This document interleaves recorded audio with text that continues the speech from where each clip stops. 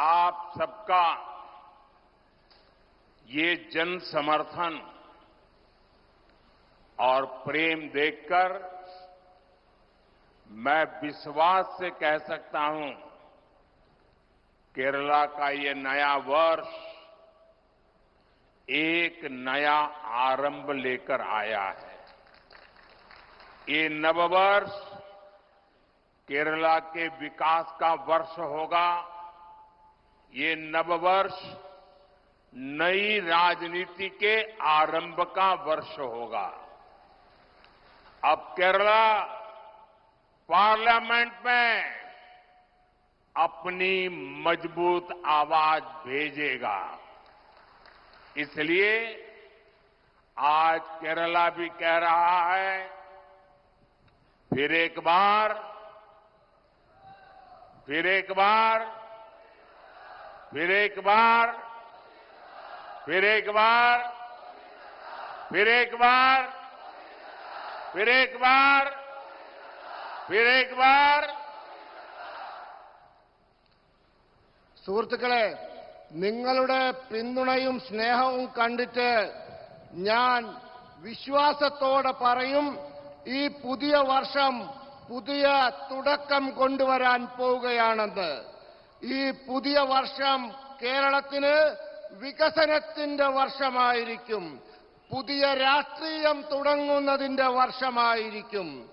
ഇത്തവണ പാർലമെന്റിലേക്ക് കേരളം തങ്ങളുടെ ശക്തമായ ശബ്ദങ്ങളെ കേൾപ്പിക്കും.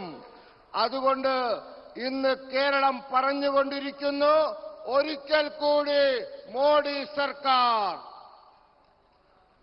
साथियों, कल नववर्ष विशु के पावन अवसर पर ही बीजेपी ने अपना संकल्प पत्र जारी किया है। बीजेपी का संकल्प पत्र देश के विकास का संकल्प पत्र है। बीजेपी के संकल्प पत्र में मोदी युडे गारंटी होती है। आयुष्मान भारत के तहत केरला के 73 लाख से ज्यादा लाभार्थियों को आर्थिक मदद मिली है। अब बीजेपी ने घोषणा की है कि 70 ईयर्स से अधिक आयु के सभी सीनियर सिटीजन्स को आयुष्मान योजना के तहत फ्री मेडिकल ट्रीटमेंट मिलेगी। और यही मोदी युडे गारंटी, मोदी युडे गारंटी यानी पीएम आवास योजना में गरीबों के लिए 3 करोड़ नए घर बनेंगे, नए आवास बनेंगे। यहां केरला में भी हजारों गरीबों को नए घर मिलेंगे। मोदी युडे गारंटी यानी केरला के हर जन औषधि केंद्र पर लोगों को 80% डिस्काउंट पर सस्ती दवाई मिलती रहेगी।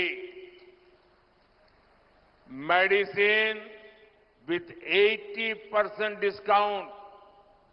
मोदी युडे गारंटी यानी हमारे युवाओं को मुद्रा योजना में अब 10 लाख की जगह 20 लाख रुपीस का सपोर्ट मिलेगा।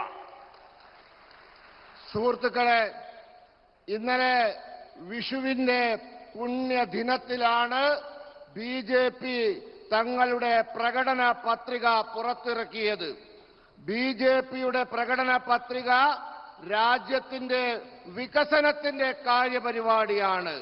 ബിജെപിയുടെ പ്രകടന പത്രികയിൽ മോദിയുടെ ഗ്യാരണ്ടിയുണ്ട്. കേരളത്തിലെ ആയുഷ്മാൻ ഭാരത് പദ്ധതിയിലൂടെ 73 ലക്ഷത്തിലധികം ഗുണഭോക്താക്കൾക്ക് സാമ്പത്തിക സഹായം ലഭിച്ചിട്ടുണ്ട്. ഇപ്പോൾ BJP വാഗ്ദാനം ചെയ്തിരിക്കുന്നു, ഇനി മുതൽ 70 വയസ്സു കഴിഞ്ഞ എല്ലാ മുതിർന്ന പൗരന്മാർക്കും ആയുഷ്മാൻ ഭാരതിലൂടെ സൗജന്യ ചികിത്സ ലഭിക്കുമെന്ന്. ഇതാണ് മോദിയുടെ ഗ്യാരണ്ടി. മോദിയുടെ ഗ്യാരണ്ടി എന്ന് പറഞ്ഞാൽ പാവങ്ങൾക്ക് പ്രധാനമന്ത്രി ആവാസ് യോജന പ്രകാരം 3 കോടി വീടുകൾ നിർമ്മിക്കും. ഇതിൽ കേരളത്തിലെ പാവപ്പെട്ട ആയിരങ്ങൾക്ക് പുതിയ വീടുകൾ ലഭിക്കും. മോദിയുടെ ഗ്യാരണ്ടി എന്ന് പറഞ്ഞാൽ കേരളത്തിലെ ജന ഔഷധി കേന്ദ്രങ്ങളിൽ നിന്നും ജനങ്ങൾക്ക് 80% കിഴിവിൽ മരുന്ന് ലഭിക്കുമെന്നതാണ്. മോദിയുടെ ഗ്യാരണ്ടി എന്ന് പറഞ്ഞാൽ ആയിരക്കണക്കിന് യുവാക്കൾക്ക് ഇനി മുതൽ 10 ലക്ഷത്തിനു പകരം 20 ലക്ഷം രൂപ മുദ്രാ പദ്ധതിയിലൂടെ സാമ്പത്തിക സഹായം ലഭിക്കുമെന്നതാണ്. साथियों, बीजेपी ने अगले 5 इयर्स के लिए विकास और विरासत दोनों का विजन सामने रखा है. एक क्षेत्र केरला का इतना बड़ा सांस्कृतिक केंद्र है, पालक्कड़ तो गेटवे ऑफ केरला कहा जाता है. यहां की प्राकृतिक सुंदरता किसी का भी मन मोह लेती है. यहां केरला में कितने ही भव्य मंदिर है, चर्च है, आस्था के स्थल है. अगले 5 इयर्स में हम केरला की इस हेरिटेज को ग्लोबल बनाने के लिए काम करेंगे. हम केरला को हाईवेज, एक्सप्रेसवेज और हाई स्पीड वंदे भारत ट्रेनों के नेटवर्क से जोड़ेंगे. और हमारे सुरेश जी का जब MP थे तब भी वंदे भारत नेटवर्क के लिए बहुत ही आग्रह रहता, पूरी डिजाइन बना करके लाते थे.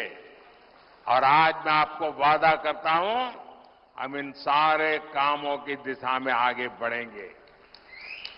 यहां पर्यटन के इस अवसरों को बहुत संभावना है. केरल में जितना लाभ लेना चाहिए अभी तक लिया नहीं है, और इसलिए हम टूरिज्म को बढ़ावा देने के लिए हर प्रकार के प्रयास करेंगे. സുഹൃത്തുക്കളെ, BJP അടുത്ത 5 വർഷത്തേക്ക് വികസനവും പാരമ്പര്യവും രണ്ടിനും പ്രാധാന്യം കൊടുക്കുന്ന ഒരു സങ്കല്പമാണ് മുന്നോട്ട് വെച്ചിട്ടുള്ളത്. കേരളം എന്ന പ്രദേശം വലിയ സാംസ്കാരിക കേന്ദ്രമാണ്. പാലക്കാട് കേരളത്തിലേക്കുള്ള പ്രവേശന കവാടമാണെന്നാണ് അറിയപ്പെടുന്നത്. ഇവിടുത്തെ പ്രകൃതി ഭംഗി ആരുടെ മനസ്സിനെയും മോഹിപ്പിക്കുന്നതാണ്. ഇവിടെ കേരളത്തിൽ എത്ര ഗംഭീരമായ ക്ഷേത്രങ്ങളുണ്ട്, പള്ളികളുണ്ട്, മറ്റാരാധനാ കേന്ദ്രങ്ങളുണ്ട്. അടുത്ത 5 വർഷങ്ങൾക്കുള്ളിൽ നമ്മൾ കേരളത്തിന്റെ ഈ പാരമ്പര്യത്തെ അന്തർദേശീയവൽക്കരിക്കാൻ പോവുകയാണ്. നമ്മൾ കേരളത്തെ ഹൈവേകൾ, എക്സ്പ്രസ് വേകൾ, അതിവേഗ വന്ദേ ഭാരത് തീവണ്ടികൾ എന്നിവയുടെ നെറ്റ്വർക്കിലൂടെ ബന്ധിപ്പിക്കും. നമ്മുടെ പ്രിയപ്പെട്ട സുരേഷ് ഗോപി സ്ഥിരമായി എന്നെ വന്ന് കണ്ട് വന്ദേ ഭാരതിന്റെ പുതിയ ഡിസൈനുകൾ കാണിച്ച് അങ്ങനെ വേണം ഇങ്ങനെ വേണമെന്നൊക്കെ പറയാറുണ്ട്. ആ എല്ലാ ആവശ്യങ്ങളും നമ്മൾ പരിഗണിച്ച് യാഥാർത്ഥ്യമാക്കുമെന്ന് ഉറപ്പു നൽകുന്നു. കേരളത്തിന് വിനോദസഞ്ചാര രംഗത്ത് വലിയ സാധ്യതകളുണ്ട്. അതൊന്നും വേണ്ട രീതിയിൽ ഉപയോഗപ്പെടുത്തിയിട്ടുള്ള അടുത്ത 5 വർഷം അതൊക്കെ വികസിപ്പിച്ച് നമ്മൾ ഉപയോഗപ്പെടുത്തും.